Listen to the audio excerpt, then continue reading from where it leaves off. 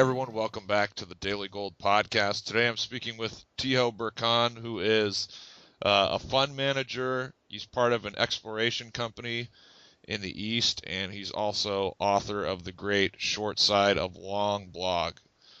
Tiho, why don't we start off by talking about global equity markets, because you've been on top of this the last couple months.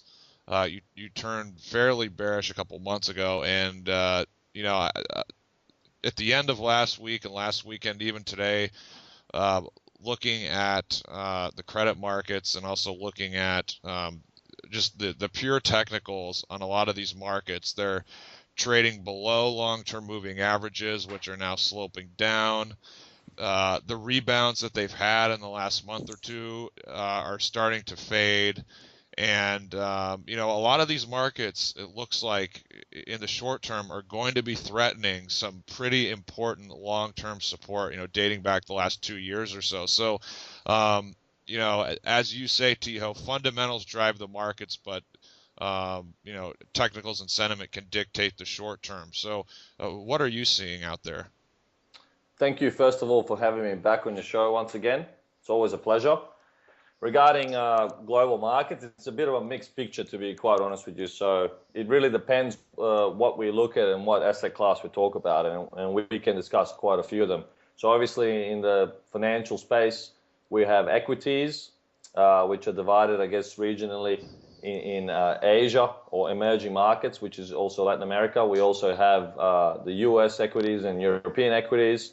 Then we have bonds from peripheral side, which are currently getting a lot of attention in Europe. Then we have obviously the government bond sector, which is more of a safe haven. We look at junk bonds, corporate bonds, municipal bonds in the US, emerging market bonds, currencies, commodities, precious metals, the whole lot, even grains and agriculture. So it's a bit of a mixed picture all around. So currently what I'm focusing on is I'm noticing quite a lot of signals in all markets, but the problem with markets and investing is always to figure out which signal is correct and which signal is not correct.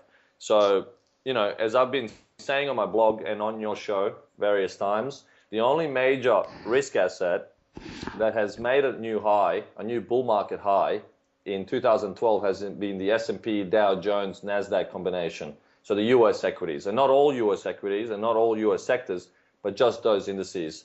The Russell 2000, the small caps index, has not confirmed that. The Dow Jones Transportational Average has not confirmed that. I think 4 out of the 9 major sectors within the S&P have not made new highs. These include the financials, energy, materials, and industrials, I think. So, there is less and less steam in the equity space driving this bull market in the US higher. There's less and less power, there's less and less fuel pushing things up. So after this inflation trade started in March 2009 when the equity market bottomed, it seems that certain, especially the cyclical side of the equity market, it's starting to slowly fall apart. And over the last 3 months, the best performing sectors have been the telecom, the utilities, the staples, and the healthcare. And those are all of defensive nature. And those are all that have the strongest internal underlying breadth. So this is not something bull markets are made of. When you see defensive sectors rising, it's a warning signal to me. And it tells me that the equity market is close to some type of a downtrend sell-off at best, or even a potential beginning of a bear market at worst. Having said that, there's a bit of a conundrum in place because, as majority of your readers and close followers of the market would know, majority of investors are currently very bullish the treasury market, and they're very bullish the US dollar, which are sort of the counter risk components of that trade. So if majority of investors are always piling into the US dollar, selling the euro, and they're piling into treasuries and they're selling stocks, it sort of tells us that there could be a mean reversion rally, or that we shouldn't get too bearish in stocks and things like this. So it's very difficult to sort of find the equilibrium right now to know which side we should sort of be on. For myself, I find this very difficult because the conundrum is quite dividing. Unlike in 2007 when the equities were topping and everybody hated the US dollar and the bonds, Today, it looks like equities are topping again, but everybody loves the US dollar and the bonds. So it's very difficult to pick. So my best advice is sort of to be, I guess, diversified. So what I like here is I like precious metals. And I think the selling on the precious metals sector is overdone. That doesn't mean it won't go down lower, but the sentiment is extremely negative. And I've been saying this for various weeks already, but it's continuing to get worse. So the sentiment on gold, silver, and platinum is really down and low, and a very easy for us here to have a potential rebound. And same is true with the euro and the Swiss franc. It's extremely negative. At the same time, the sentiment on the US dollar and treasury bonds is very much one of love and I guess a flight to quality. So personally for me, I like the precious metal sector here. And to hedge that, if I'm wrong or if I'm too early, I'm currently short junk bonds, and I'm also currently short certain stock sectors. And these include recently the transportational average, which is economically sensitive and seems to be breaking down. So it's difficult to figure out which one's going to be right, which one's going to be wrong, the stocks versus bonds argument, but we will see soon enough. Tiho, let's talk about silver specifically, because we were talking off air, and you mentioned to me the current inventories in silver, and I immediately responded because I had seen a chart of that and the huge surge in inventories that silver has had since it peaked at $50. But you gave me a very eloquent, well-reasoned, and detailed response why one should be bullish at this time and not bearish. And can you just discuss that, and also in light of what the COT tells us and how that, how it really works from the commercial side? Sure, not a problem. So I'll try my best. Pretty much when I started investing, I learned a lot of things from very smart, intelligent investors. And one of them was Mark Farber, which I hold in very high respect and regard as an investor. And one of the first things that I got taught when investing in a commodity market specifically is to be a contrarian, and specifically a contrarian on a commodity that has an oversupply of inventory or a glut of supply of buildup. So I remember Mark's famous calls, which were to be bullish on cotton in late 2008 during an oversupply and glut of cotton, and to be, I guess, bullish on natural gas as recently as last year and coming into this year, because there was a huge oversupply of natural gas. And I think both of those markets, natural gas now seems to be bottoming out, and 2009, early 2009 eventually, and then went into a huge spike. So it is important to remember that a market is a discount mechanism. So it tries to perceive what is going to happen in the future and not so much worry about the current conditions. So when the current conditions are favorable, like in silver they were in early 2011, when there was a shortage of silver according to the inventory build-up or a decrease on the COMEX, we had a very favorable fundamental setup where there was a shortage of silver and the price was obviously rallying. And it rallied so far that the market sort of spiked towards $48 in late April 2011, and the COMEX inventory was just decreasing. However, the market peaked and the inventory still kept falling.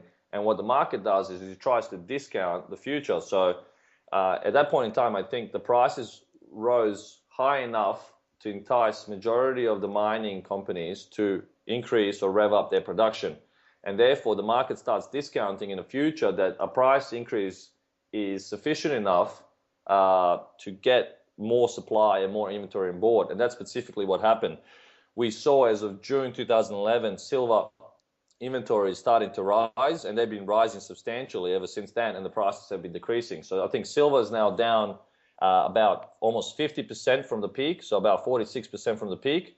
At the same time, the inventory has risen substantially from a sort of a shortage band to an oversupply band. So majority of people looking at the inventories right now are saying there's an oversupply of silver, there's a glut of silver. Economic demand is down as well, so there's not that much need for silver. But if we were, I guess, a mining company, if we were to envision what is happening right now, and let me remind you that these mining companies also act as commercials on the commitment of traders reports because they try to hedge their revenues or their future expectation of their production and sales. They're looking at very high inventory levels and they're looking at very low price levels, I guess around $26, $27. And as the price has been decreasing and the inventory has been building up, their margins have impacted, obviously. So currently, as far as I'm concerned, throughout the whole mining sector, not just silver mining, we've seen jobs being cut, we've seen machinery investment delayed, and we've seen obviously revenues fall as commodity prices have fallen, and we've seen production completely take a step back. So as production takes a step back and inventories are sufficient levels, there's a glut of supply of silver, specifically in this point that we're talking about right here. What we can expect in the future is demand to eventually come back and eat up into this inventory. So I think the market will start to discount, if not now, then very soon, that the current oversupply of silver is actually a positive. And that's why I think a lot of mining companies on the COT reports, as we're talking about, they're currently close to being net long silver because they themselves understand that the supply is very high and they've cut the production down substantially. And if production is not going to increase and demand does increase sometime in the future, especially if central banks and governments stimulate eventually, there's going to be shortages down the track. So to hedge their current activities in their mining business, they're going long silver because they can see higher prices in the future. Yes, thank you for that answer, Tiho. Now, moving on here, one thing I want to ask you is how do you reconcile, being long precious metals but having a negative view of risk assets in general? Is it just a situation where you're not trying to think too hard about it, and you see that precious metals are so oversold and so unloved here that they could be near a low, and that does that answer that?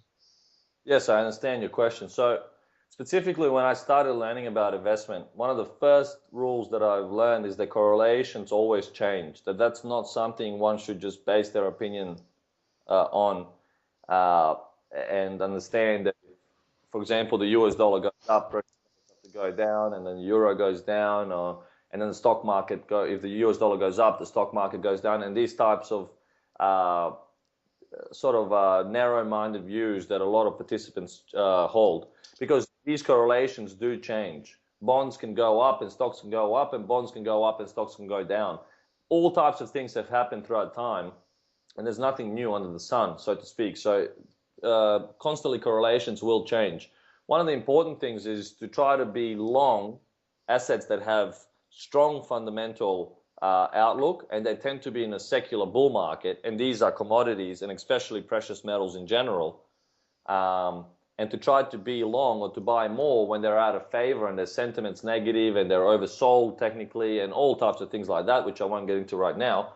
And at the same time, if one is not 100% sure if that's the bottom, instead of shorting a secular bull market, which you should never do because secular bull markets tend to surprise on the upside, not the downside, one should maybe hedge that at the times of risk or the times of economic slowdown by being short fundamentally weak assets, like, for example, the stock market, which suffer when earnings drop and the economic activity declines and the economy contracts and we enter some type of a recession.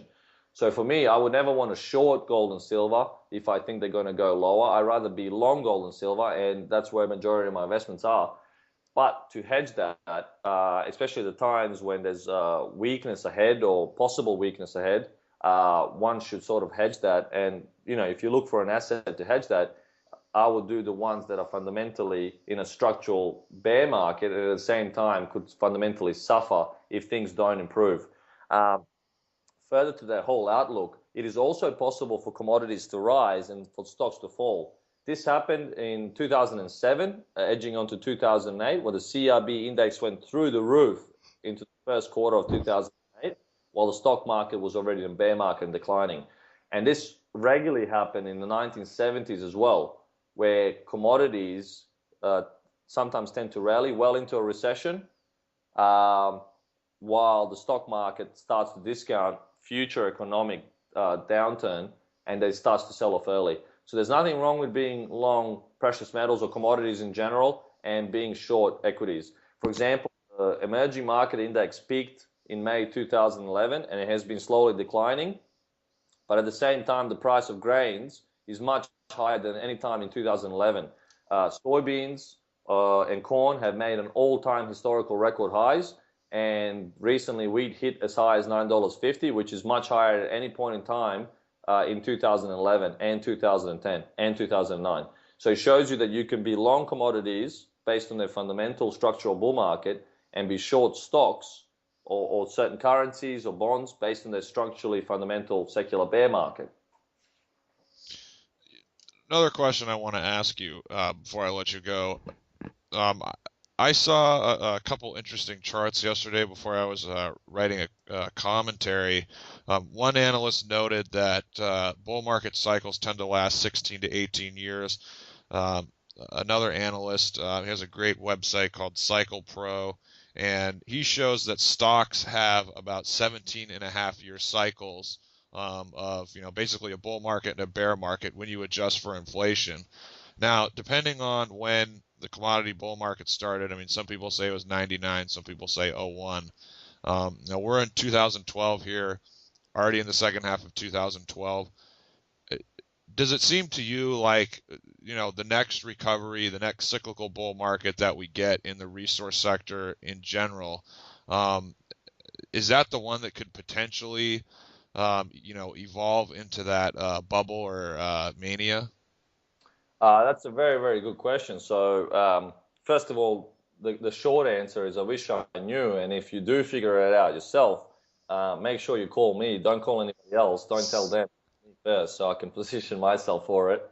But the longer term answer, I guess the more prolonged answer that I can give you is that my personal opinion is that these great cycles last about 16, 17, 18 years on average.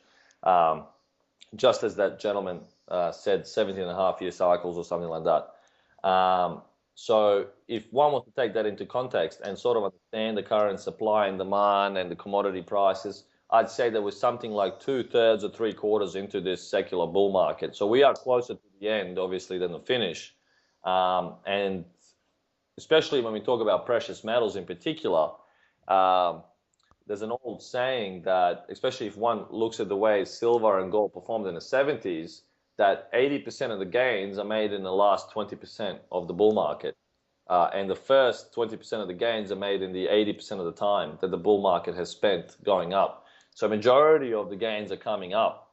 And if we're about 2/3 to 3/4 in, it is quite possible that the next run-up, which could be created out of a deflationary event that's up and coming, maybe a default in Eurozone or a crash in China or a recession in the US or a mixture of both, could create very dire consequences to the point that central bankers, politicians and authorities in general are pushed over the edge and understand that this could be a repeat of 1930s, and to stop that they might print and create large amount of quantities of money out of thin air, which is the only thing that they really know how to do.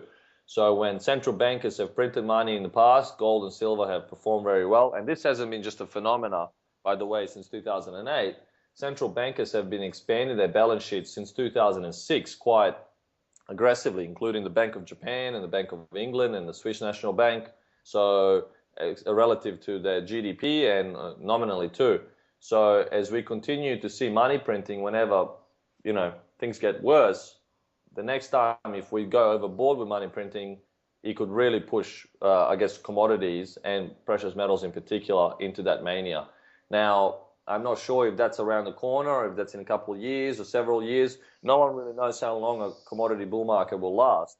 It could last until 2020, which is the end of the decade, or until 2016 or until 2014. I'm not really sure, but that's why it's important to always stay long precious metals as they continue to trend higher over the long term, And if anyone does need a hedge, especially during turbulent times, which seem to be occurring right now, it's always smart to short not the secular bull market itself, which is commodities, but to short other assets, which are in a structural bear market as a hedge. And that's what sort of links to the last question you asked me too.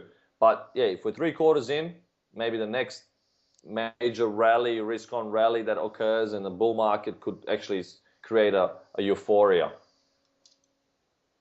Okay, well, Tiho Brkan, my friend, on that note, thanks so much for your time today and your great insight as usual. I really appreciate it. Absolute pleasure.